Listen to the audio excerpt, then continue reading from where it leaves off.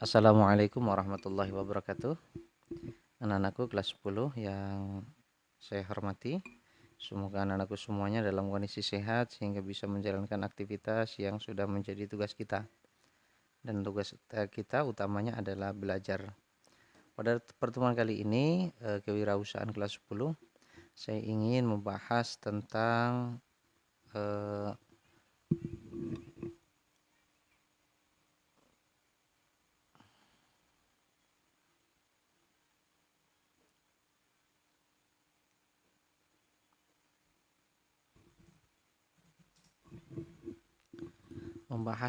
keterampilan manajerial, di mana peran manajerial bagi seorang manajer itu adalah sesuatu yang dominan, tetapi apa semua daripada peran manajerial tersebut? Meinberg menyimpulkan bahwa seorang manajer memainkan 10 peran yang berbeda-beda, dan peran-peran ini dapat dibagi ke dalam 3 kategori dasar. Yang pertama adalah peran interpersonal. Artinya manajerial orang per orang di dalam satu perusahaan tersebut. Kemudian yang kedua adalah peran informasional, informasional terkait dengan memberikan informasi. Kemudian yang ketiga adalah desesional. Oke, anak-anakku, mari kita bahas satu persatu. Keahlian manajerial. Manajer juga memerlukan sejumlah keahlian khusus jika mereka ingin berhasil. Keahlian manajemen yang paling utama adalah keahlian teknis. Artinya seorang manajer harus mampu dan mengetahui dan mampu menjalankan teknik-teknik atau kompetensi teknis di dalam perusahaan ataupun industri yang dia kelola. Kalau seorang manajer tidak memiliki keahlian teknis, maka dipastikan dia tidak bisa memberikan arahan kepada anak buah, tidak bisa memiliki rencana-rencana yang baik, tidak bisa memiliki manajerial yang efisien dan efektif untuk melakukan daripada teknis-teknis perusahaan yang dia kelola. Kemudian yang kedua adalah keahlian interpersonal. Karena manajer ini adalah yang dipercaya untuk bagaimana memanage jalannya perusahaan atau industri yang dia kelola, maka diharapkan seorang manajer ini mampu mengkomunikasikan setiap pesan, setiap gagasan yang harus dijalankan oleh seluruh sumber daya manusia yang ada di dalam perusahaan tersebut. Maka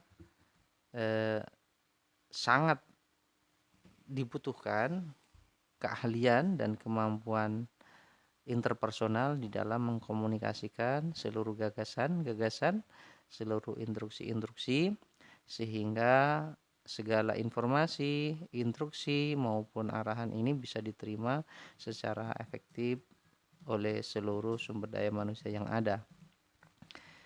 Sedangkan yang ketiga adalah seorang manajer harus memiliki keahlian konseptual. Kita tahu bahwa munculnya gagasan, ide, inovasi itu harus dituangkan dalam sebuah konsep.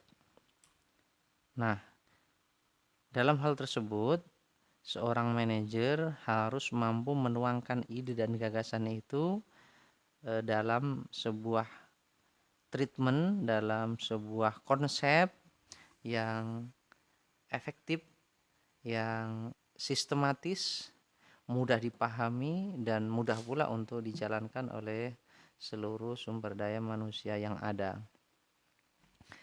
Karena berawal dari konsep yang baik akan memunculkan kerja pelaksanaan yang baik. Yang keempat, seorang manajer harus memiliki keahlian diagnostik. Artinya, seorang manajer harus bisa mendiagnosa harus bisa melihat seluruh sisi daripada sisi-sisi yang ada di dalam perusahaan tersebut. Dengan kemampuan mendiagnostik dari setiap permasalahan, maka dia akan tahu permasalahannya apa, membutuhkan treatment atau solusi yang bagaimana, dan bagaimana cara mengatasinya.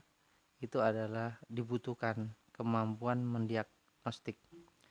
Banyak sekali manajer yang tidak mampu melihat setiap dinamika yang ada, setiap gejala yang muncul, sehingga kalau ini sampai seorang manajer tidak mampu mendeteksi permasalahan, maka ujung-ujungnya eh, nanti tidak bisa diketahui pula daripada solusi setiap masalah yang ada. Sehingga ini sangat penting sekali, yaitu keahlian mendiagnostik dari setiap permasalahan, karena berawal dari situ akan ditentukan langkah-langkah untuk mengatasi setiap masalah yang ada.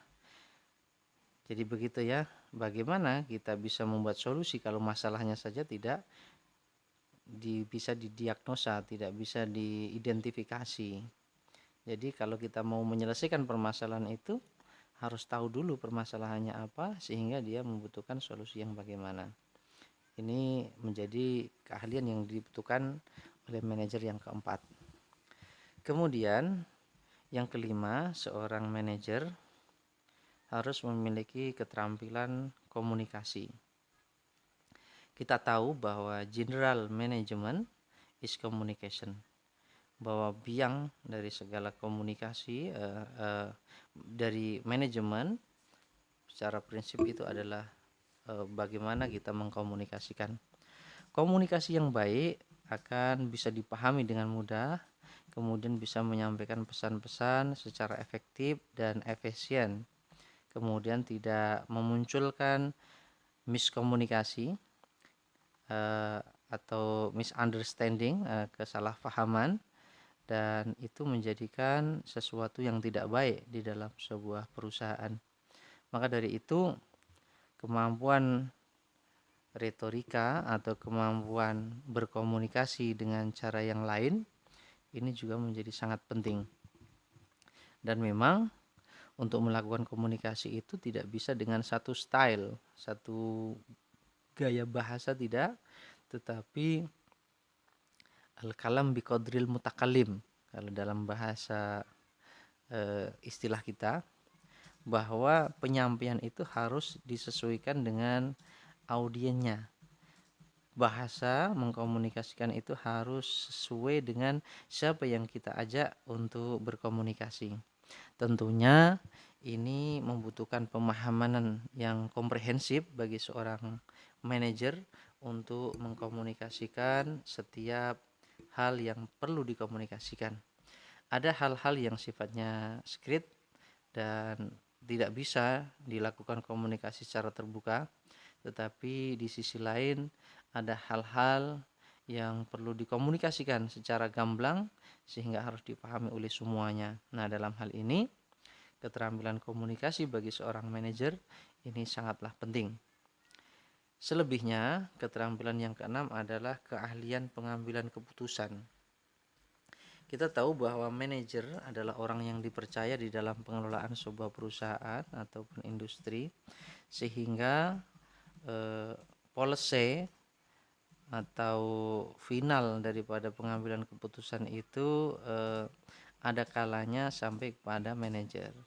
Sehingga diharapkan manajer ini adalah bisa mengakomodir dari permasalahan-permasalahan yang ada dan membutuhkan jawaban, dan pada saatnya dia bisa menjadi decision maker atau pengambil keputusan yang bijaksana, sehingga keputusan dia ini akan bisa diterima oleh semua pihak dan tentunya menjadi keputusan terbaik bukan hanya bagi si manajer sendiri, tidak, tetapi menjadi keputusan yang terbaik untuk perusahaan yang dikelolanya, serta menjadi keputusan yang terbaik dari seluruh pihak-pihak yang terlibat di dalam keputusan-keputusan tersebut. Ini menjadi sangat penting sekali.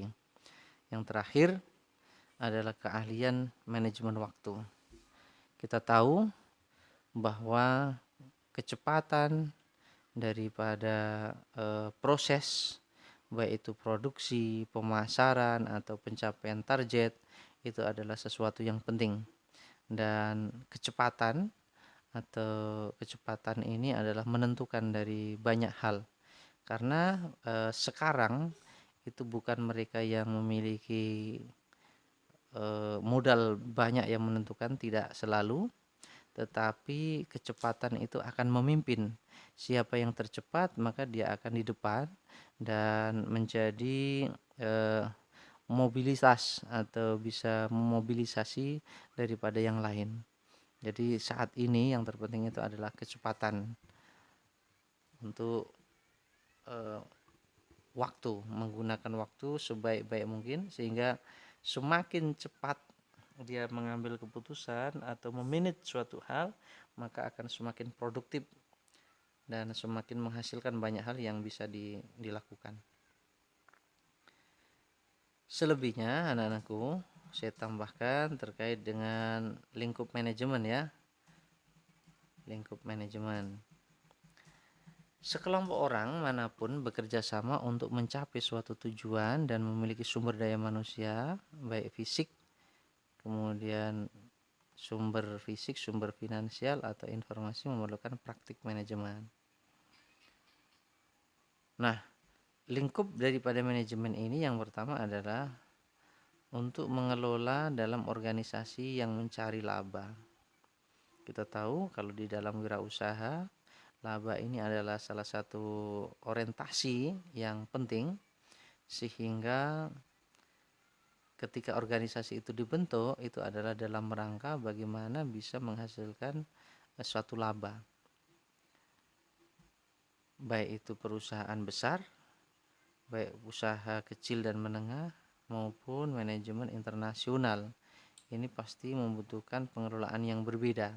Tetapi endingnya selain ada tujuan-tujuan lain, maka tujuan laba ini adalah sebagai sesuatu yang utama. Yang kedua adalah mengelola organisasi nirlaba yang bukan laba. Apa itu? Organisasi pemerintah, organisasi pendidikan, fasilitas kesehatan, manajemen dan organisasi non-tradisional itu bukan berorientasi pada laba, tetapi berorientasi pada hal-hal lain. Misalkan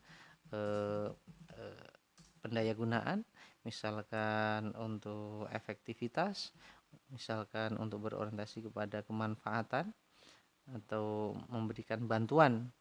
Ini adalah untuk organisasi nirlaba. Tetapi kita tahu bahwa keduanya ini adalah sangat melibatkan daripada proses sebuah manajemen. Itu barangkali teman-teman untuk pertemuan kali ini saya sampaikan terkait dengan lingkup manajemen dan keahlian manajerial. Sekian, assalamualaikum warahmatullahi wabarakatuh.